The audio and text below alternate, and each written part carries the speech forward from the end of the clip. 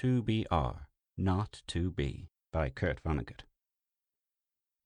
Everything was perfectly swell. There were no prisons, no slums, no insane asylums, no cripples, no poverty, no wars. All diseases were conquered. So was old age. Death, barring accidents, was an adventure for volunteers. Population of the United States was stabilized at 40 million souls. One bright morning in the Chicago lying-in hospital, a man named Edward K. Whaling, Jr. waited for his wife to give birth. He was the only man waiting. Not many people were born a day anymore. Whaling was 56, a mere stripling in a population whose average age was 129. X-rays had revealed that his wife was going to have triplets. The children would be his first. Young Whaling was hunched in his chair, his head in his hand. He was so rumpled, so still and colorless, as to be virtually invisible. His camouflage was perfect, since the waiting room had a disorderly and demoralized air, too. Chairs and ashtrays had been moved away from the walls.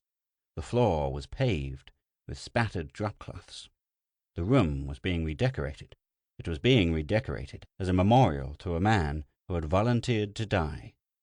A sardonic old man, about 200 years old, sat on a stepladder, painting a mural he did not like. Back in the days when people aged visibly, his age would have been guessed at 35 or so. Aging had touched him that much before the cure for aging was found. The mural he was working on depicted a very neat garden. Men and women in white, doctors and nurses, turned the soil, planted seedlings, sprayed bugs, spread fertilizer. Men and women in purple uniforms pulled up weeds, cut down plants that were old and sickly, raked leaves, carried refuse to trash burners. Never, never, never, not even in medieval Holland, nor old Japan, had a garden been more formal, been better tended. Every plant had all the loam, light, water, air, and nourishment it could use. A hospital orderly came down the corridor singing under his breath a popular song. "You don't like my kisses, honey, here's what I will do.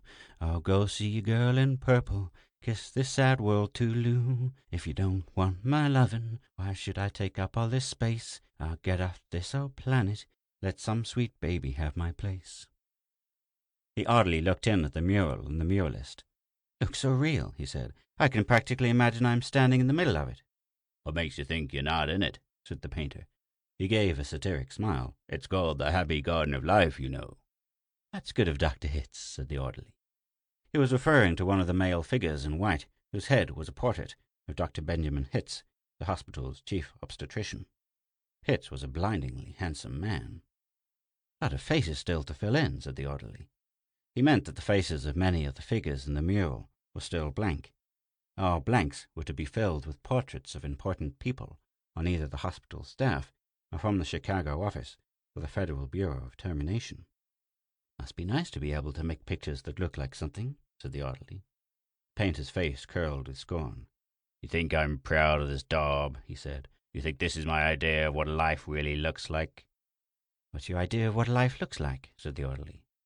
The painter gestured at a foul drop-cloth. "There's a good picture of it," he said. "Frame that and you'll have a picture a damn sight more honest than this one." "You're a gloomy old duck, aren't you?" said the orderly. "Is that a crime?" said the painter. The orderly shrugged. "If you don't like it here, Grandpa," he said, and he finished the thought with a trick telephone number that people who didn't want to live anymore were supposed to call. The 0 in the telephone number he pronounced not. The number was 2BR02B. It was the telephone number of an institution whose fanciful sobriquets included Automat, Birdland, Cannery, Catbox, De-Louser, Easy Go, Goodbye Mother, Happy Hooligan, Kiss Me Quick, Lucky Pierre, Sheep Dip, Wiring Blender, Weep No More, and Why Worry? 2BR, not 2B, was the telephone number of the municipal gas chambers of the Federal Bureau of Termination.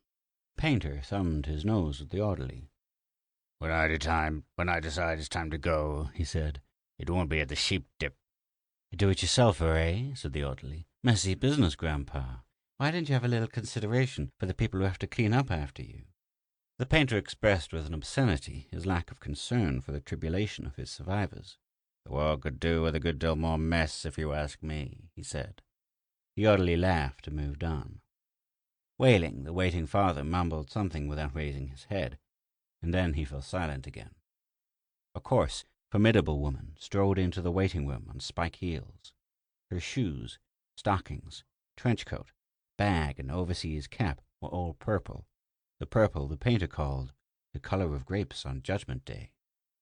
The medallion on her purple musette bag was the seal of the Service Division of the Federal Bureau of Termination, an eagle perched on a turnstile. The woman had a lot of facial hair, an unmistakable moustache, in fact. A curious thing about gas chamber hostesses was that, no matter how lovely and feminine they were when recruited, they all sprouted moustaches within 5 years or so. "Is this where I'm supposed to come?" she said to the painter. "A lot would depend on what your business was," he said. "You aren't about to have a baby, are you?" "They told me I was supposed to pose for some picture," she said. "My name is Leora Duncan." She waited. "And you dunk people," he said. "What?" she said. "Skip it," he said. "It sure is a beautiful picture," she said. "Looks just like heaven or something." "Or something," said the painter. He took a list of names from his smock pocket. "Duncan, Duncan, Duncan," he said, scanning the list. "Yes, here you are. You're entitled to be immortalized. See any faceless body here you'd like me to stick your head on? We've got a few choice ones left." She studied the mural bleakly. "Gee," she said, "they're all the same to me. I don't know anything about art." "Body's a body, eh?" he said. "All righty. As a matter of fine art, I recommend this body here." He indicated a faceless figure of a woman who was carrying dried stalks to a trash burner. "Well," said Leora Duncan, "that's more the disposal people, isn't it? I mean, I'm in service. I don't do any disposing." The painter clapped his hands in mock delight. "You say you don't know anything about art, and then you prove in the next breath that you know more about it than I do. Of course, the sheave carrier is wrong for a hostess, a snipper, a pruner. That's more your line." He pointed to a figure in purple who was sawing a dead branch from an apple tree. "How about her?" he said. "You like her at all?" "Gosh," she said. She blushed and became humble. That puts me right next to Dr. Hitz." "That upsets you?" he said. "Good gravy, no," she said. It's just such an honor." "Oh, you admire him, eh?" he said. "Who doesn't admire him?" she said, worshipping the portrait of Hitz. It was the portrait of a tanned, white-haired, omnipotent Zeus, 240 years old. "Who doesn't admire him?" she said again. "He was responsible for setting up the very first gas chamber in Chicago." "Nothing would please me more," said the painter, "than to put you next to him for all time, sawing off a limb. That strikes you as appropriate?" "That is kind of like what I do," she said. She was demure about what she did. What she did was make people comfortable while she killed them. And while Leora Duncan was posing for her portrait, into the waiting room bounded Dr. Hitz himself. He was 7 feet tall, and he boomed with importance, accomplishments, and the joy of living.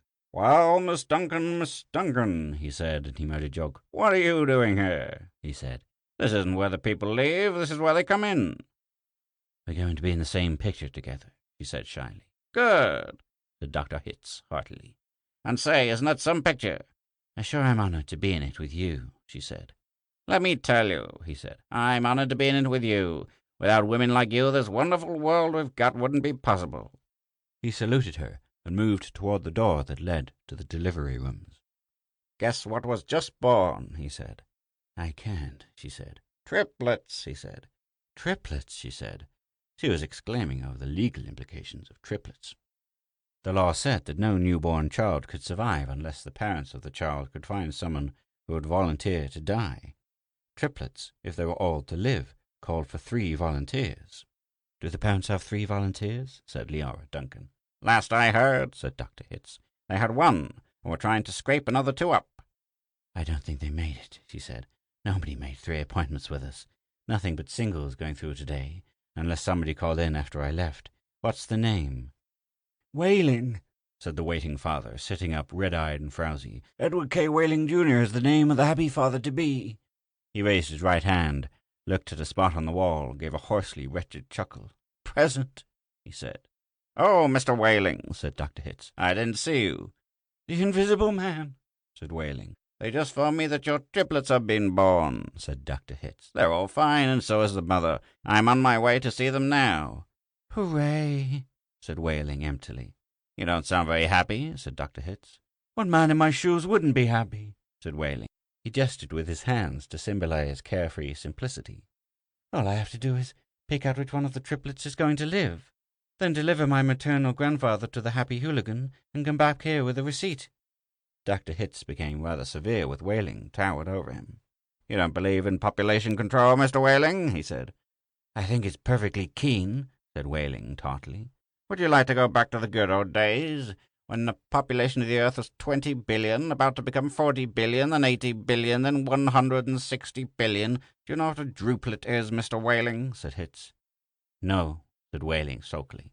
"A druplet, Mr. Wailing, is one of the little knobs, one of the little popey grains of a blackberry," said Dr. Hitz. "Without population control, human beings would now be packed on this surface of this old planet like druplets on a blackberry. Think of it." Wailing continued to stare at the same spot on the wall.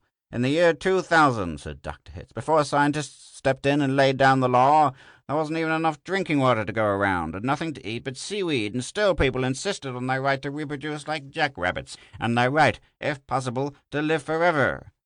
"I want those kids," said Wailing quietly. "I want all 3 of them." "Of course you do," said Dr. Hitz. "That's only human." "I don't want my grandfather to die either," said Wailing. "Nobody's really happy about taking a close relative to the cat box," said Dr. Hitz gently, sympathetically. "I wish people wouldn't call it that," said Leora Duncan. "What?" said Dr. Hitz. "I wish people wouldn't call it the cat box and things like that," she said. "It gives people the wrong impression." "You're absolutely right," said Dr. Hitz. "Forgive me." He corrected himself, gave the municipal gas chambers their official title, a title no one ever used in conversation. "I should have said Ethical Suicide Studios," he said. "That sounds so much better," said Leora Duncan. "This child of yours, whichever one you decide to keep, Mr. Wailing," said Dr. Hitz, "he or she is going to live on a happy, roomy, clean, rich planet thanks to population control, in a garden like that mural there." He shook his head. "2 centuries ago, when I was a young man, it was a hell that nobody thought could last another 20 years. Now centuries of peace and plenty stretch before us as far as the imagination cares to travel." He smiled luminously. The smile faded as he saw that Wailing had just drawn a revolver. Wailing shot Dr. Hitz dead. "There's room for one, a great big one," he said. And then he shot Leora Duncan.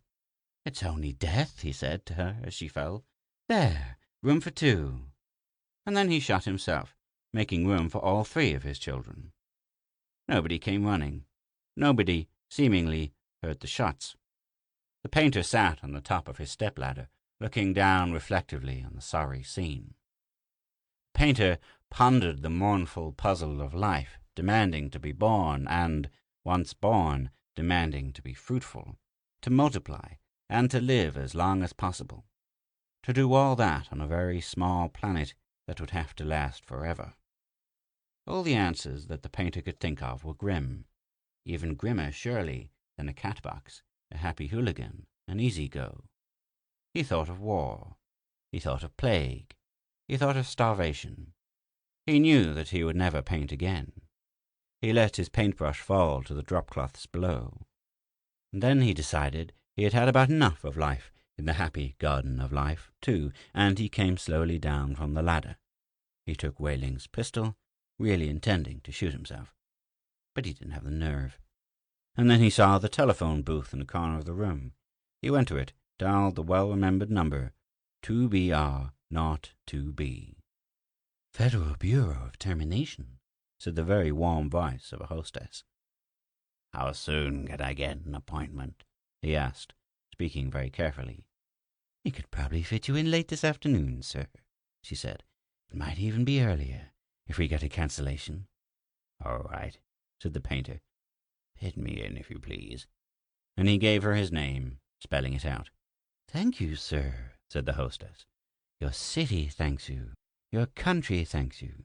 Your planet thanks you. But the deepest thanks of all is from future generations."